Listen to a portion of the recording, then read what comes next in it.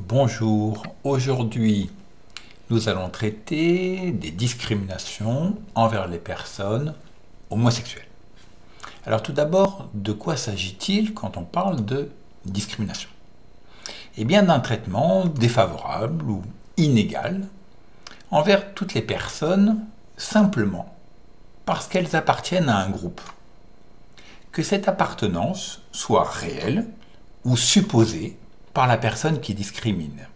Exemple, au travail, si un recruteur, lors d'un entretien d'embauche, considère que la personne est homosexuelle et ne veut pas la recruter pour cette raison, et non pas en raison d'un manque de compétences, alors il s'agit bien d'une discrimination. Elle peut être simplement supposée. Finalement, la discrimination dépend plus du regard de la personne qui discrimine que de la personne discriminée elle-même. À un niveau mondial, il faut distinguer deux situations. En France, les discriminations sont illégales, c'est-à-dire interdites par la loi. Attention, ça ne veut pas dire qu'elles ne sont pas pratiquées au quotidien.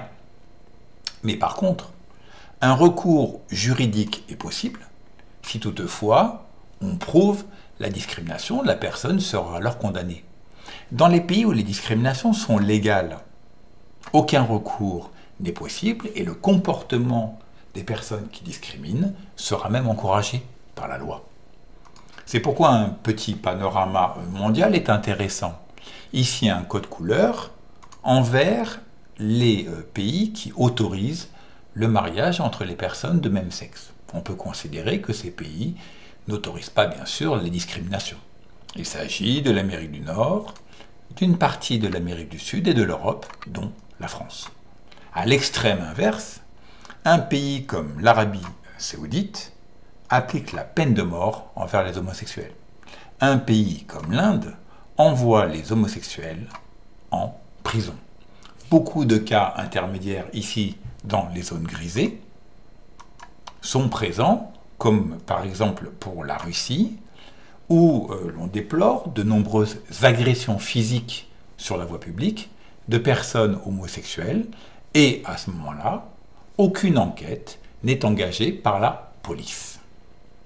Revenons maintenant à la France. Une enquête a été réalisée en 2016.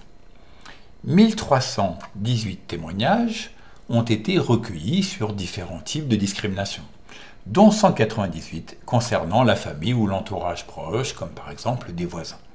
Et on voit que 3/4 d'entre eux, 74%, ont été rejetés par leurs propres parents. Certains ont été insultés, menacés, voire agressés physiquement.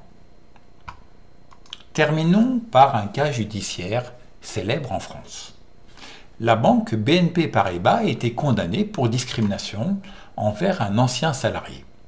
La Cour d'appel a même condamné la banque à 600 000 € de dommages et intérêts.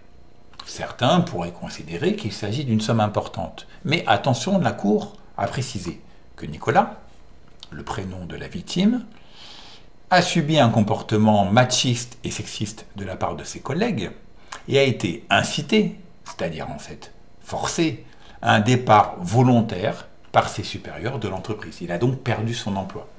Outre les dommages psychologiques, il a subi des dommages financiers car il occupait un poste à responsabilité et bien payé. Pour terminer, rappelons que les discriminations ne touchent pas uniquement les personnes homosexuelles, mais aussi les immigrés et une partie de leurs enfants, ou encore les personnes handicapées. À bientôt.